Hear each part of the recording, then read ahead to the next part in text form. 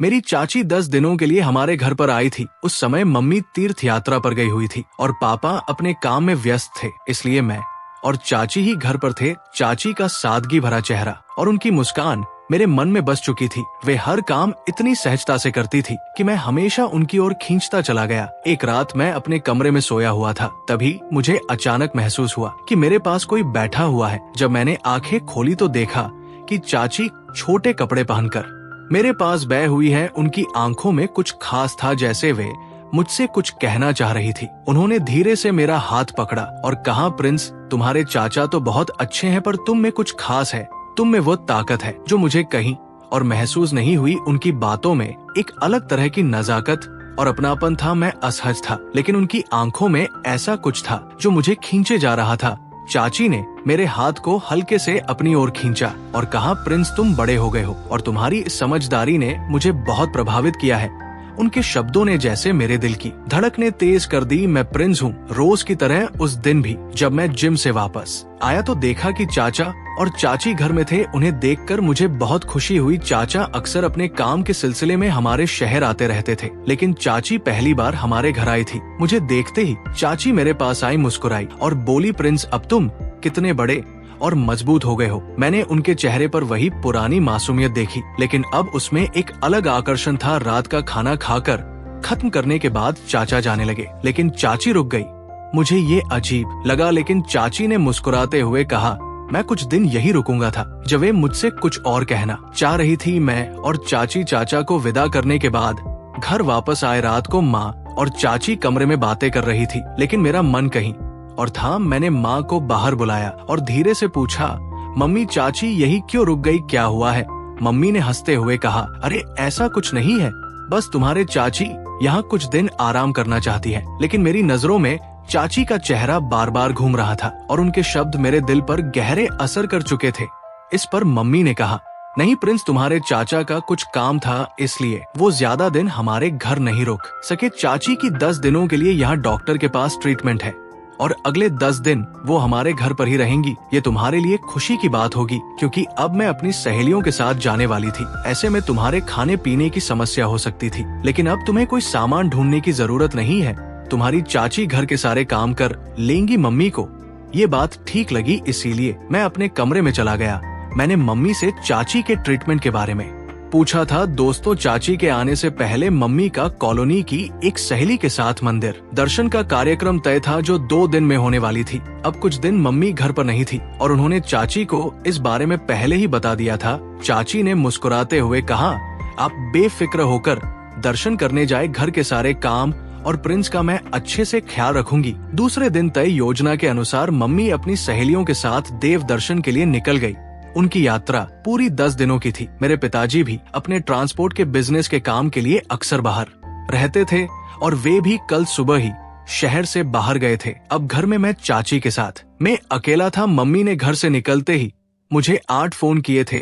उन्हें मेरी बहुत चिंता हो रही थी। शाम को जब मैं घर आया तो खाना बनाने के लिए किचन में जाने लगा, तभी मैंने देखा कि चाची किचन से मेरा खाना लेकर बाहर आ रही थी। रोज तो मैं खुद ही अपना खाना बनाता था। मम्मी हमेशा कहती थी, तुझे अपने खाने पीने में मुझे बिल्कुल भी शामिल नहीं करना चाहिए, जो भी खाना हो तू खुद ही बना लिया करो। लेकिन आज चाची ने मेरे लिए खास कुछ बनाया था। रोज शाम को मैं 2 उबले हुए अंडे और कुकर में पकी हुई दालें खाता था, लेकिन चाची ने मेरे लिए कुछ नई चीज बनाई थी।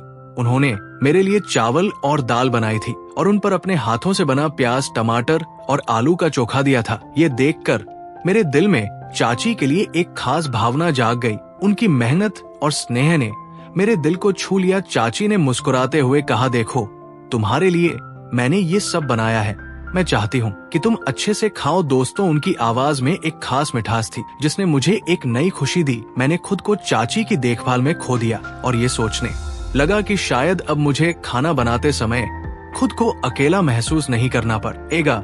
लेकिन आज चाची ने मेरा खाना पहले ही बना दिया था। उस दिन पहली बार हमें तैयार खाना मिला था। मैंने चाची से पूछा, चाची, आपको मेरे खाने के बारे में कैसे पता? इस पर वो बोली, मैं दोपहर में तुम्हारे कमरे की सफाई करने गई थी, तब मैंने वहाँ तुम्हारा खाना का पूरा चार्ट देखा था, जिसमें किस दिन क्या खाना है सब कुछ लिखा हुआ था। मैंने हंसते हुए कहा, वाह चाची, आप तो बहुत ही होशियार निकली। ऐसा कहकर मैंने चाची को गले लगा लिया। मुझे तैयार खाना मिलने के कारण मैं बेहद खुश था। मुझे अंदाजा नहीं था कि मेरी अनजाने में दी गई गले लगने की प्रतिक्रिया चाची पर इस तरह का असर करेगी। जब मैंने चाची की तारीफ की तो वो मुस्कुरा उठी। उनके चेहरे पर एक अलग ही नूर था। दोस्तों, अगले 2 दिन भी इसी तरह बीता।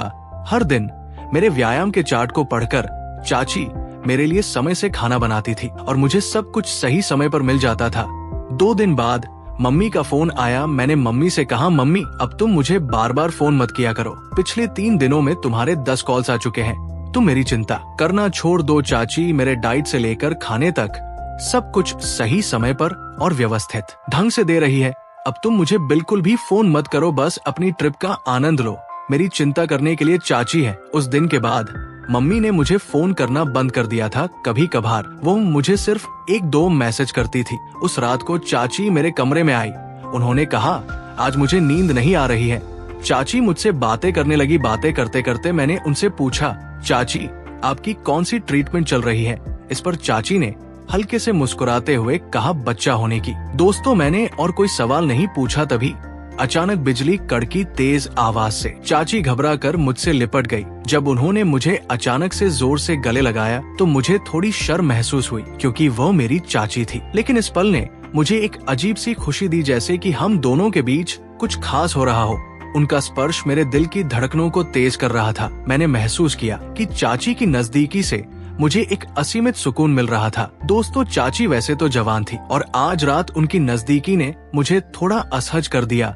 काफी देर तक चाची ने मुझे अपनी बाहों से अलग नहीं किया, बल्कि वो मेरे शरीर पर बार बार हाथ फेरती रही। तब मैंने उन्हें दिलासा दिया और कहा, चाची आप बॉडी बिल्डर भतीजे की चाची हैं। इस छोटे से आवाज से क्या डरना है? दोस्तों, उनकी नजर देखकर मुझे खुद ही शर्माने लगी और मेरी नजरें नीचे झुक गई। मैंने कहा, मुझे बहुत नींद आ रही है और उन्हें उनके कमरे में जाकर सोने के लिए कहा। सुबह मैं अपने समय पर कॉलेज के लिए निकल गया। दोपहर में चाची अपने ट्रीटमेंट के लिए जाती थी। उस दिन रात को जब मैं अपने कमरे की लाइट बंद करने वाला था, तभी जोर जोर से मेरे कमरे का दरवाजा खटखटाया गया। दरवाजा खोलते ही चाची सामने खड़ी थी। घबराई हुई हालत में मेरे कमरे में दौड़ती हुई आई और मुझे देखते ही चाची ने मुझे जोर से लगा लिया। वह मुझसे बहुत ज्यादा लिपट गई थी। अब तो बिजली कड़कने की आवाज भी नहीं आई थी। फिर उन्हें डरने की क्या बात थी? मैंने उनके सिर पर हाथ फेर कर पहले उन्हें शांत किया। चाची अब मेरी बाहों से अलग होने को तैयार नहीं थी। उन्होंने कहा, प्रिंस आज मैं दीदी के कमरे में अकेले नहीं सो सकती। मुझे अजीब अजीब ख्याल आ रहे हैं। या तो तू मेरे कमरे में सो जा या मुझे तेरे साथ तेरे कमरे में सोने दे। मैंने चाची को शांत किया और पूछा, तुम्हें किस बात का डर लग रहा है? इस पर उन्होंने कहा, जिस डॉक्टर से मैं इलाज करवा रही हूँ वो मेरे साथ क्या करेगा ये मैं नहीं बता सकती। मुझे उसी का डर है और मेरे दिमाग में बार बार अजीब अजीब विचार आ रहे हैं, जैसे कि वो डॉक्टर। कहते हुए चाची फिर से मुझसे लिपट गई। चाची का इतना करीब होना, मेरे मन में भी अजीब अजीब ख्याल आ रहा था।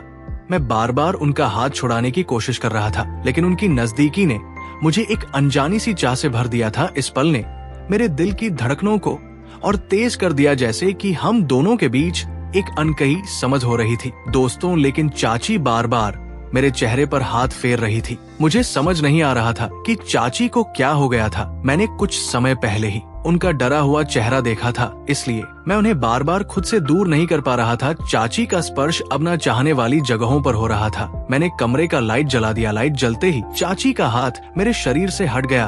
अगले दिन मैं चाची के साथ उसी अस्पताल गया जहां उनकी ट्रीटमेंट हुई थी। उस अस्पताल का माहौल मुझे सही लगा। जो डॉक्टर चाची का इलाज कर रहा था वो बहुत बूढ़ा था। चाची उसके बारे में मुझे ऐसी बातें क्यों बता रही थी? जैसे ही चाची की ट्रीटमेंट पूरी हुई और वो बाहर आई, उरा हुआ था। मैं उन्हें पूतो उन्होंने कहा, कुछ नहीं, रोज रोज वही इलाज करवा कर मैं तंग आ गई हूँ।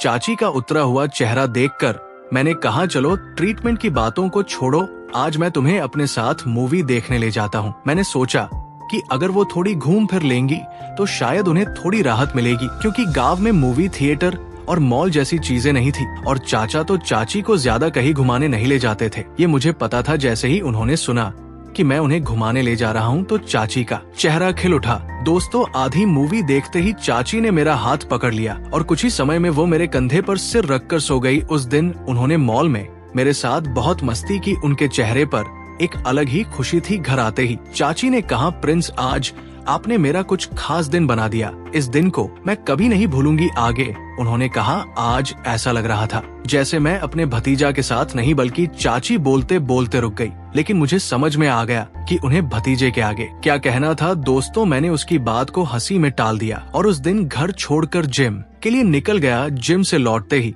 मैंने खाना खाया और नहाने चला गया। नहाने के बाद जब मैं अपने कमरे में गाने सुनकर दिमाग ताजा कर रहा था, तभी अचानक मुझे अपने शरीर पर किसी का हाथ महसूस हुआ। कोई मेरे चेहरे पर हाथ फेर रहा था। जब मैं आंखें खोलकर देखा तो सामने प्रिया चाची खड़ी थी। प्रिया चाची किसी अलग ही अवस्था में थी। उसने मेरी मम्मी की टी शर्ट और पैंट पहनी हुई थी। उसकी खूबसूरती उस कपड़ों में और भी निखर रही थी। वो बहुत गोरी थी और उसकी मासूमियत मेरे दिल की धड़कन बढ़ा रही थी। जैसे ही मैंने स्थिति देखी, मैंने उसे खुद से दूर कर दिया और कहा, चाची आप ये कैसी लग रही है।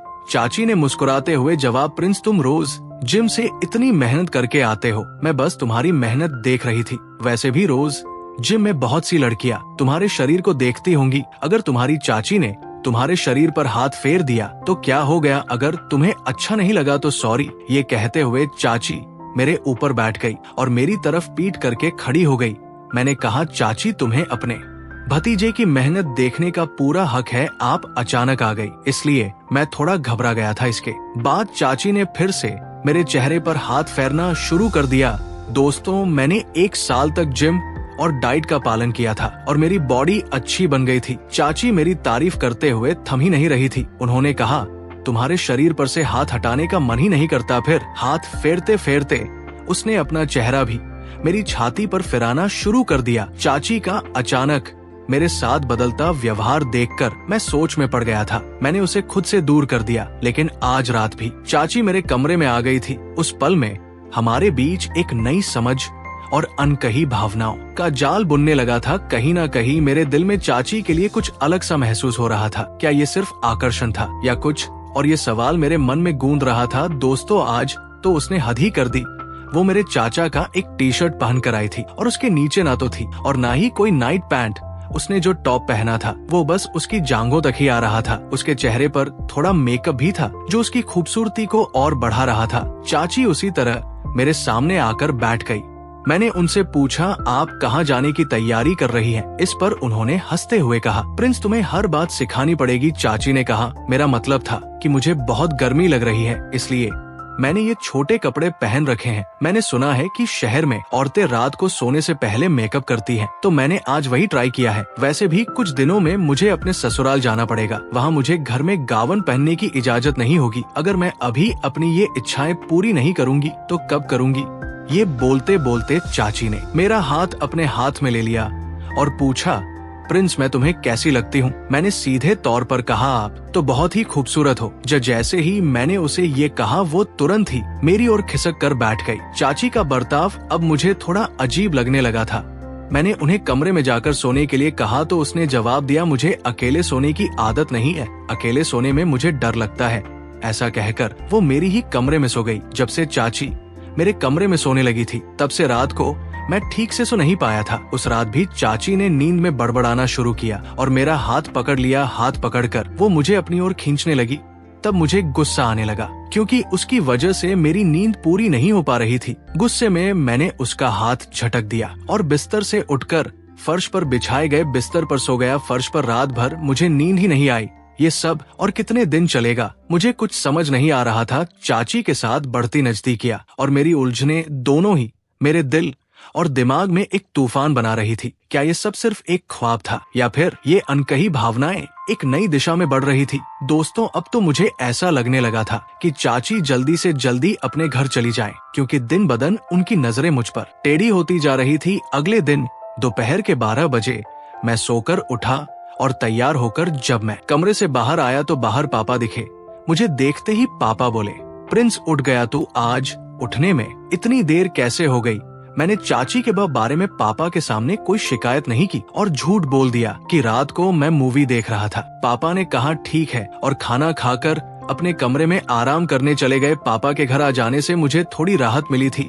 पापा के आराम करने के बाद चाची ने मेरा हाथ पकड़कर मुझे खाने के लिए बिठाया। वो मुझे इस तरह से खाना परोस रही थी जैसे वो मेरी नई नवेली दुल्हन हो। उसकी आंखों में एक विशेष चमक थी जो मुझे उसकी ओर खींच रही थी। मैंने सिर झुकाकर जैसे तैसे खाना खाया, लेकिन उस रात मुझे अच्छी नींद आई क्योंकि पापा घर पर थे, इसलिए चाची मेरे कमरे में नहीं आई। रात को पापा मेरे कमरे में सोए थे। अगले दिन नाश्ता होते ही पापा अपने काम पर जाने के लिए निकल गए। जाते समय पापा ने कहा, अब मैं 4 दिन के बाद ही घर लौटूंगा। मतलब पापा सिर्फ 1 दिन के लिए घर आए थे।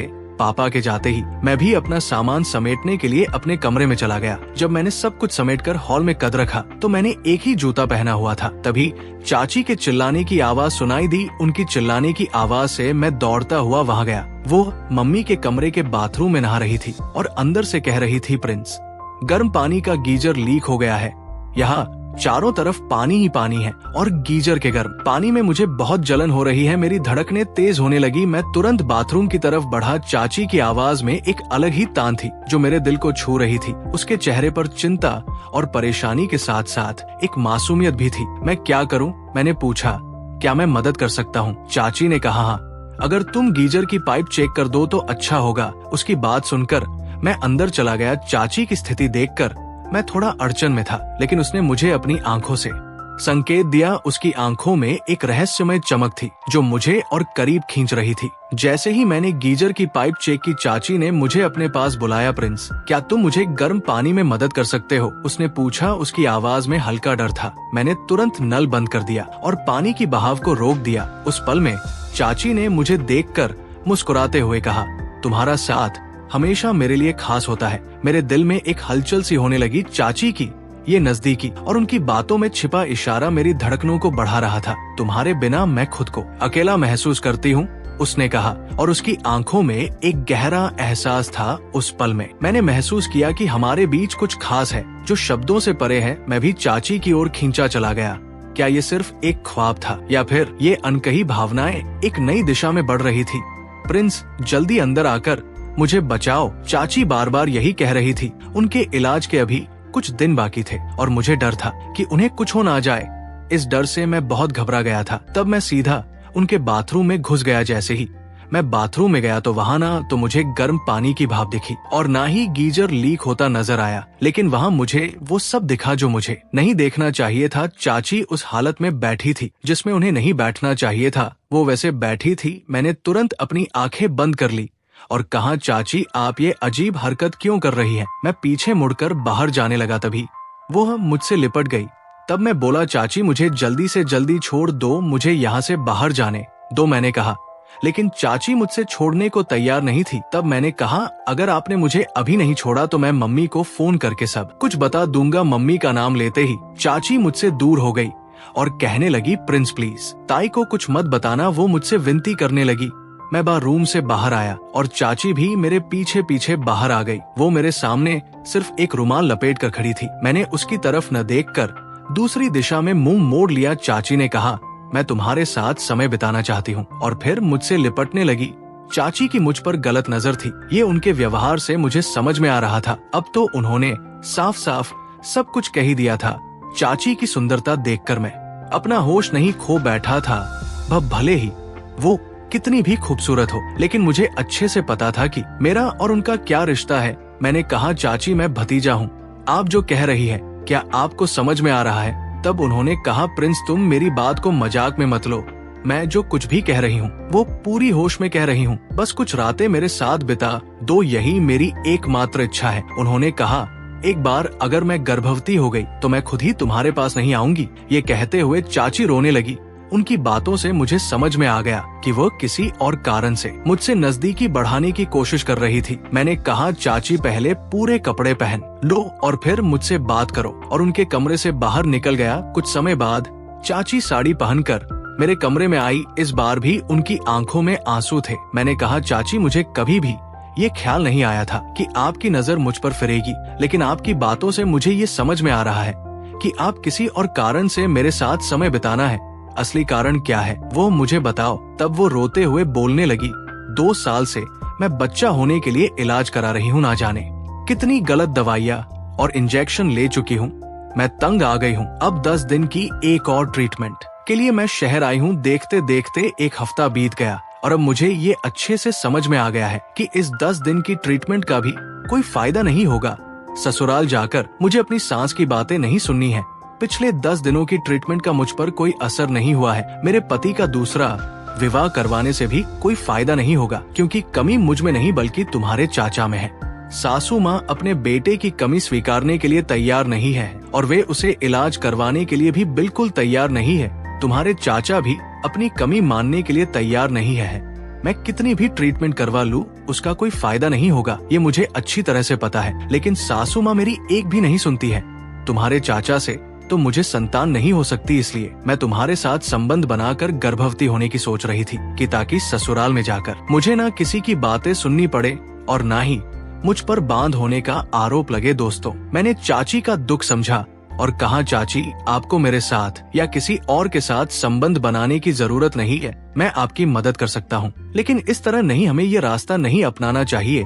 आपकी खुशियों का कारण मुझे बनना चाहिए, ना कि किसी और की असफलता का। चाची ने मेरी आंखों में देखा और उनके चेहरे पर एक हल्की सी मुस्कान आई।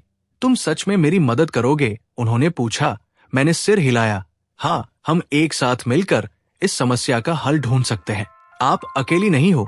चाची ने धीरे धीरे मेरे हाथ को पकड़ लिया और कहा, शायद मुझे तुम्हारे साथ एक नया रास्ता खोजना चाहिए। दोस्तों, प्रिंस ने चाची के चेहरे पर चिंता की लकीरें देखी थी। पिछले 2 सालों से चाची ने जो कठिनाइयां झेली थी, उन्हें अब बर्दाश्त नहीं किया जा सकता था। प्रिंस ने दृढ़ता से कहा, चाची, मैं अपने चाचा को समझाने की कोशिश करूंगा। आपके लिए वो सब सहन करना ठीक नहीं है। आप हमारी लाडली चाची हो। चाची ने उसकी ओर देखा। उनकी आंखों में आंसू थे, लेकिन इस बार वो थोड़ी आशा महसूस कर रही थी। क्या तुम सच में ऐसा करोगे? चाची ने पूछा। प्रिंस ने वादा किया, मैं भी आपके साथ खड़ा रहूंगा। कुछ दिनों बाद जब चाचा घर लौटे तो प्रिंस ने तुरंत मौका पाते ही उन्हें सारी बात बता दी। चाचा थोड़े चिंतित हुए, लेकिन उन्होंने प्रिंस के साहस को सराहा। प्रिंस ने कहा, चाचा, चाची की समस्या सिर्फ उनका नहीं है, ये हम सभी का मामला है। हमें एक साथ मिलकर इसका समाधान करना चाहिए। दोस्तों, जांच के बाद पता चला कि समस्या चाची में नहीं बल्कि चाचा में थी। ये जानकर चाचा ने राहत की सांस ली और उन्होंने अपनी गलतियों को स्वीकार किया। उन्होंने चाची को गले लगाते हुए कहा, मैंने तुम्हें कभी समझा नहीं, लेकिन अब मैं कोशिश करूंगा कि तुम्हें हर खुशी दूं। चाची की आंखों में आंसू थे, लेकिन इस बार ये खुशी के थे, तुम्हारे साथ रहकर मैं हर मुश्किल का सामना कर सकती हूँ। उन्होंने कहा। कुछ हफ्तों बाद चाचा का इलाज शुरू हुआ और जल्द ही उन्हें खुशी की खबर मिली। चाची ने मुस्कुराते हुए कहा, अब मैं तुम्हारे साथ हर कदम पर रहूंगी। प्रिंस ने सोचा कि ये पल कितना खास है जब उनकी चाची ने आखिरकार अपने हक के लिए खड़ी होने का फैसला किया। तो दोस्तों, ये थी आज की हमारी छोटी सी कहानी कैसा लगा कमेंट में जरूर बताएं और चैनल में पहली बार आए हैं तो चैनल को भी सब्सक्राइब करें। आगे ऐसे ही रोमांचक कहानियां सुनने के लिए चैनल को सब्सक्राइब करें। फिर मिलते हैं एक नई स्टोरी में।